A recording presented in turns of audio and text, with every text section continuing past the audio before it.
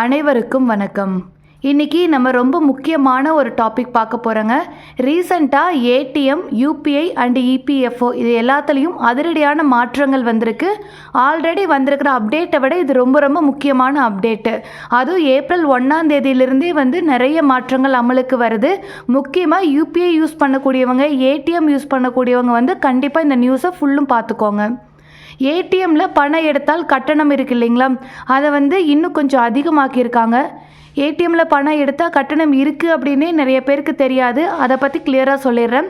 அதே போல் புதிய யூபிஐ மாற்றங்கள் வந்திருக்கு. இபிஎஃப்ஓவில் இன்னும் அதிரடியான புதிய அறிவிப்புகள் வந்திருக்கு. நிறைய பேருக்கு இது ரொம்ப யூஸ்ஃபுல்லாக இருக்கும்.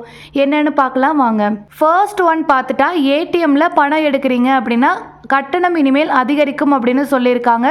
இது மே 1, 2025 அமலுக்கு வருது அப்படின்னு சொல்கிறாங்க.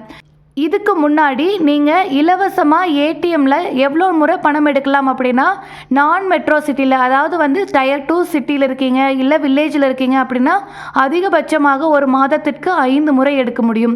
அதே மெட்ரோ சிட்டியில் இருக்கீங்க அப்படின்னா 3 முறை எடுக்கலாம். அதுக்கு மேலே எடுத்தீங்க அப்படின்னா 3 ரூபா வரைக்கும் கட்டணம் வசூலிச்சுட்டு இருந்தாங்க ஒவ்வொரு டைம் நீங்கள் பணம் எடுக்கிறதுக்கும். அதிகபட்சமாக 21 ரூபா ஒரு பேங்க் கட்டணம் வசூலிக்க முடியும். ஆனால் இப்போ பார்த்துட்டிங்கன்னா 3 ரூபா கிடையாது, 23 ரூபா பார்த்தீங்கன்னா வசூலிப்பாங்க. சடனாக உங்களுக்கு 20 ரூபா அப்படிங்கிறது அதிகரிக்குது.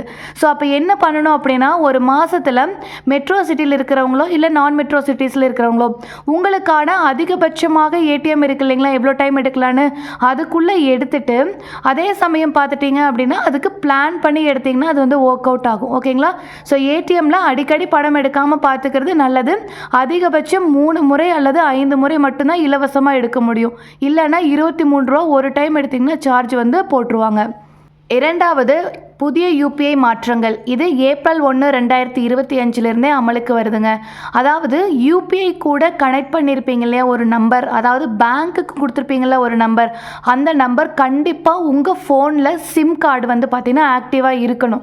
இனிமேல் உங்கள் ஃபோன்லேருந்து அந்த சிம் கார்டை கலட்டி போட்டுட்டு பேங்க்குக்கு கொடுத்த நம்பரை, ஆனால் அதை வச்சு யூபிஐ நீங்கள் யூஸ் பண்ணலாம் அப்படின்னு நினைக்கிறீங்கன்னா பண்ண முடியாது.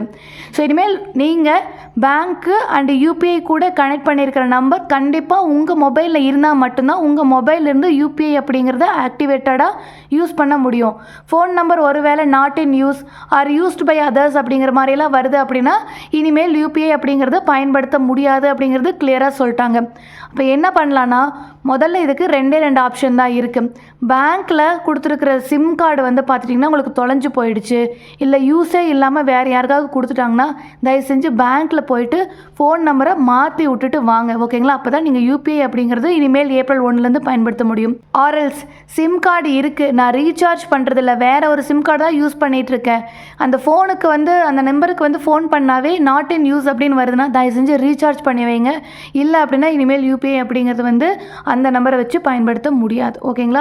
ஸோ இது ரொம்ப கிளியர், ரொம்ப ரொம்ப முக்கியமான விஷயம். நிறைய பேர் எல்லாரும் டெய்லி யூபிஐ டெய்லி யூஸுக்கு பயன்படுத்திகிட்டு இருக்கோம். அப்படி இருக்கிறப்போ ஜஸ்ட் இந்த ரீசார்ஜ் பண்ணாமல் அல்லது ஃபோன் நம்பர் மிஸ் ஆகி யூபிஐ பயன்படுத்தாமல் போயிட போகுது. ஸோ முடிஞ்ச வரைக்கும் இதை என்ன பண்ணணும்னு பார்த்துக்கோங்க. அடுத்து இபிஎஃப்ஓவில் முக்கியமான அறிவிப்பு அப்படிங்கிறது வந்திருக்கு. அதாவது பிஎஃப் பணம் 1 லட்சம் வரை நீங்கள் இனிமேல் ஈஸியாக எடுக்கலாம். ஆல்ரெடி பிஎஃப் அப்படிங்கிறது 3 நாளில் ப்ராசஸ் பண்ணி 50% ஆஃப் தி அமௌண்ட் வந்துடும் அப்படிங்கிறது அப்டேட் ஆல்ரெடி நம்மளோட சேனல்லே பார்த்தோம்.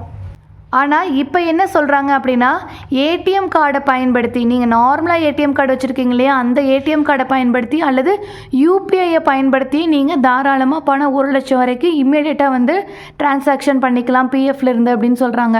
ஓகேங்களா?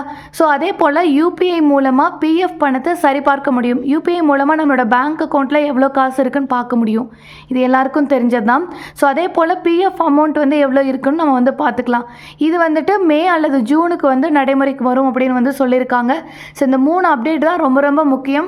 ஸோ ஒன்று, ஏடிஎம் கார்டில் இனிமேல் பணம் எடுக்கிறீங்கன்னா அதிகபட்சமாக 3 அல்லது 5 முறை தான் எடுக்க முடியும். அதுக்கு மேலே நீங்கள் எடுக்கிறீங்க அப்படின்னா 23 ரூபா ஒவ்வொரு டிரான்சாக்ஷனுக்கும் போகும், 100 ரூபாய் எடுத்தால் கூட. அதே போல் புதிய யூபிஐ மாற்றங்களில் மொபைல் நம்பர் கண்டிப்பாக ஆக்டிவேட்டடாக இருக்கணும், இல்லை அப்படின்னா இனிமேல் யூபிஐ யூஸ் பண்ண முடியாது. 3வது இபிஎஃப்ஓ, நீங்கள் யூபிஐ பயன்படுத்தி கூட உங்களோட இபிஎஃப் அப்படிங்கிறத நீங்கள் எடுத்துக்க முடியும் அப் டு 1 லட்ச ரூபாய் வரைக்கும்.